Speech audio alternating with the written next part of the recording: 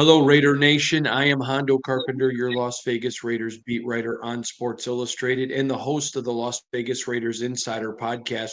Joined now by my good friend Matt Hladek. He's the editor and publisher of thespun.com. He joins us every single Sunday. It's game day. We're excited to talk Raiders. We're excited to talk NFL. Let's bring him in. Matt, it's great to have you here. Uh, Super excited to talk to you on game day. Let's just start with the most obvious. How good is Brock Bowers? Well, he's been one of the big bright spots for the Raiders this year, obviously. I think you can make a case. He's not going to win Offensive Rookie of the Year because of how well some of the quarterbacks are playing, but I think you can make a case that he's been the most impressive offensive rookie in the NFL in terms of how good he's been compared to his peers at the position and what he's done for his team. I think that next year, whoever the quarterback is or whoever is making decisions, whatever, you have a building block in Brock Bowers. You've gotten exactly what you wanted and expected out of him when you took him with that pick in last April. Raiders are 2-8.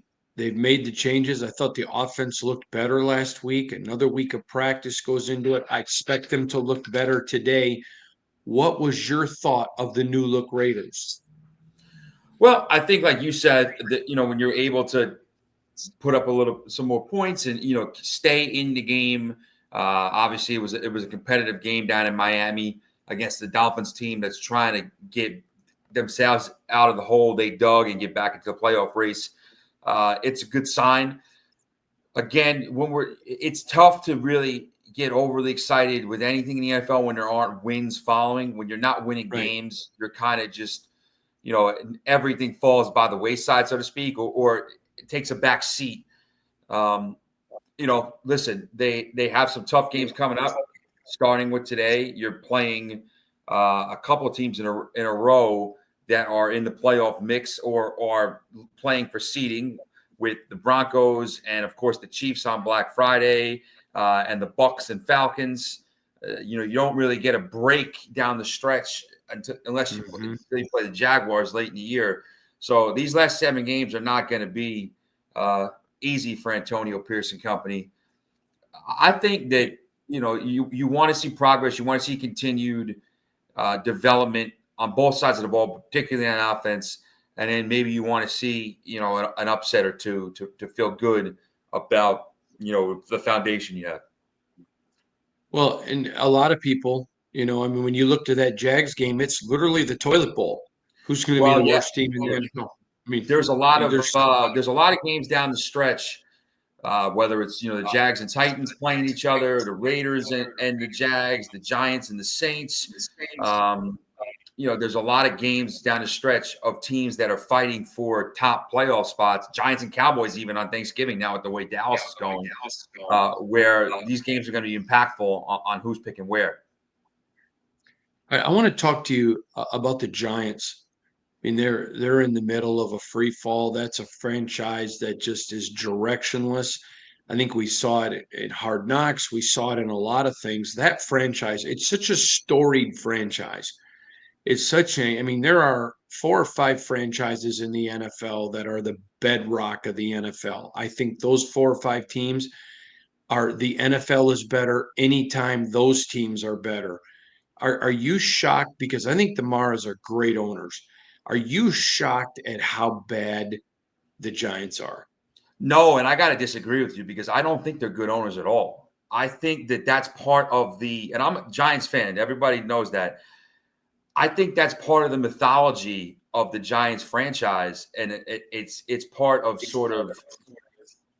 Listen, they won 4 championships, won 4 Super Bowls. They were the only team to win a Super Bowl in the 80s, 90s, 2000s, 2010s. I'm not going to act like there hasn't been the ultimate success. I'm not going to act like I haven't been blessed as a fan to see 2 of those Super Bowls in my adult life. I was born for the one in 1990, but I was really young.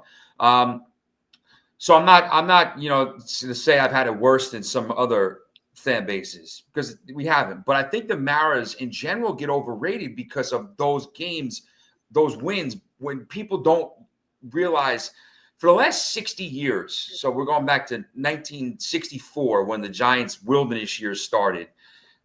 They've been a team. They've been under 500 as a team.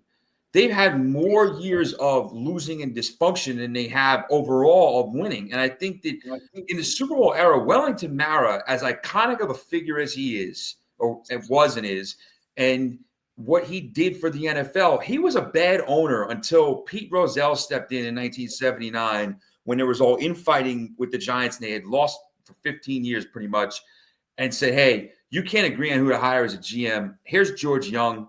He was with the Colts, with the Dolphins. He's your new GM. George Young built up the entire system there, which led to obviously the 2 titles under Bill Parcells and with Bill Belichick as an assistant. And George Young's legacy, that he started, continued with Ernie Accorsi and the 2 titles where they had with Tom Coughlin and Eli Manning. So the NFL stepping in there made a big difference. And if you look at John Mara, he took over. Wellington Mara passed away during the 2005 season. John Mara made 2 good decisions very early on in his tenure. After the 2006 season, he didn't cave to public pressure and fire Tom Coughlin. He kept Tom Coughlin. And when it came time to replace Ernie Accorsi, there were several candidates with internal to do it, and including his own brother. But there was the Tisches, the other owners, didn't really want the Mara family having that much power. So that he wasn't going to do that. But he hired Jerry Reese, who was very good at the start of his tenure, to help supplement the first Super Bowl and kind of build parts of the second one. Since then, we're talking about 17 years or so, 18 years, and he hasn't gotten anything right. And I don't think if you're a Giants fan, I think you're justifiable in saying you don't trust him, whether he sticks with the GM and head coach that he has for another season, or whether he blows it up again in January and goes in a different direction. You don't trust him to make the right decision. Now, where he is better than some owners is that I do think he genuinely cares. It's his grandfather's team. It hurts him to lose. He wants to win. He will spend money, and he is going to try to win. He's not and he's not a complete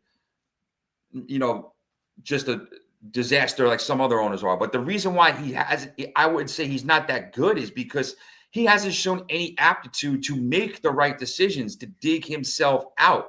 So to me, if I'm looking at this as a Giants fan, I'm saying the only way this team is getting out of this hole and getting back to a period of sustained success is through either hitting on a quarterback or some type of miracle or intervention, or a combination of both, because I don't trust John Mara to be able to steer the ship in the right direction. And I think that they have been for so long, and I know I could talk about this forever, so it's a really long answer, but they've been such a, like you said, directionless, and they've been a reactionary franchise. They're never able to think ahead and see the future and accurately kind of assess where things are going, or accurately assess their own players and how things fit. They react to everything, and they're always a step or two late. So that's the problem.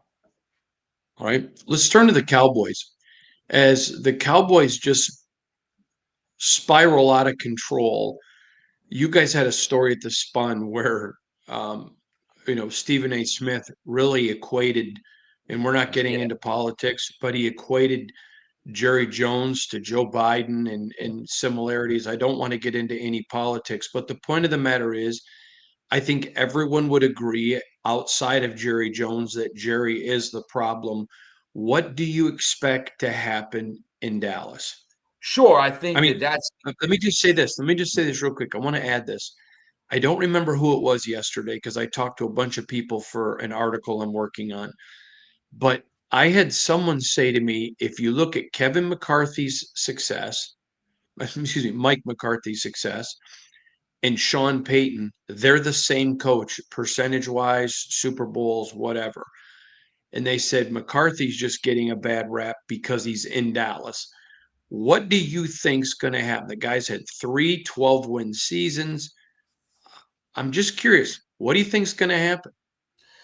right. I think you're talking with Dallas, you're talking about dysfunction and ownership issues, a completely different kind. I think that the biggest issue overwhelming in Dallas is Jerry. Obviously, he cares about winning and he wants to win, but I think that his his ego and his desire to kind of control everything and be the story, the center of attention is the big issue. And I think that's prevented them from the postseason success. If you look at their, I mean, listen, they're having a nightmare season right now, but if you look at their regular season success, they're almost always in the playoffs. They win 10 games, they win 12 games. You know, they're a good team, they're a talented team. So it's not like they're, you know, a team like the Giants that's just been can't get out of their own way totally, or the Jets that's missed the postseason for about going to be 14 years, or the Raiders who have struggled.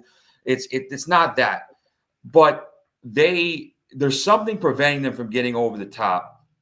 And if you look at when they haven't had big postseason success since Jerry Jones has been the guy in charge. Because listen, yes, he's always been the guy, but they won 2 Super Bowls in the 90s with Jimmy Johnson as the head coach, with the foundation that Jimmy Johnson helped lay with the Herschel Walker trade and all those assets and building that roster. So they won 2 with him as the head coach and that foundation.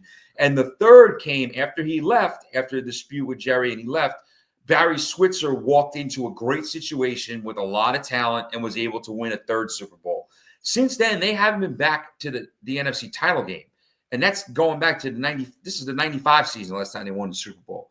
So you're looking at it since then, they have not been able to have that January success under Jerry. What do I think is going to happen this year? I think McCarthy's gone.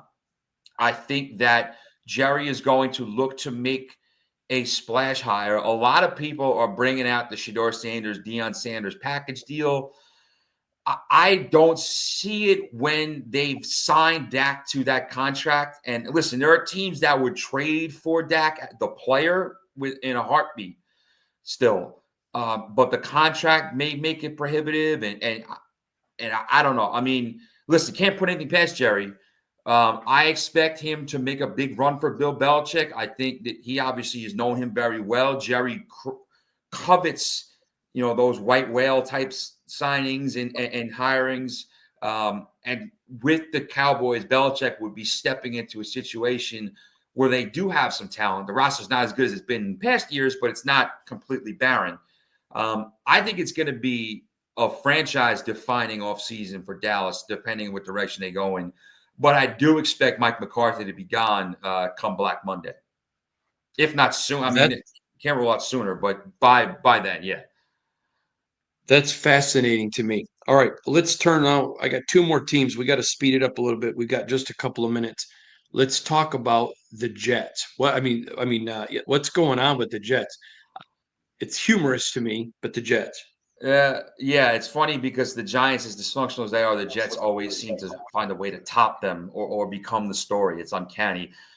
Woody Johnson ownership, the issue there. He meddles too much. He's involved in too many decisions by all accounts. You know, he listens too much to outside pressure. They gave all this, you know, juice and power and backing behind Aaron Rodgers. That just was a complete disaster. Joe Douglas had some good moments in his 6 years, but ultimately didn't do enough and didn't solve the major positions well enough. So they let him go. I think that was fine. I think moving on from him is okay. But I don't know what direction they're going. Like, if you are a good – I know there's only 32 of these jobs, and any coach and GM believes in themselves to get the job done. But if you're a major candidate at either spot, coach, GM, why are you willing to sign up for the Jets with the way things are right now? That's the biggest question. I got to tell you, Ben Johnson has proven to be very disciplined and smart, the offensive coordinator with Detroit. He understands jumping for a bad job is just throwing an anchor at your career. I think Mike McCarthy has a good shot at getting another coaching job. I, I, I but because of what he did prior to getting to Dallas.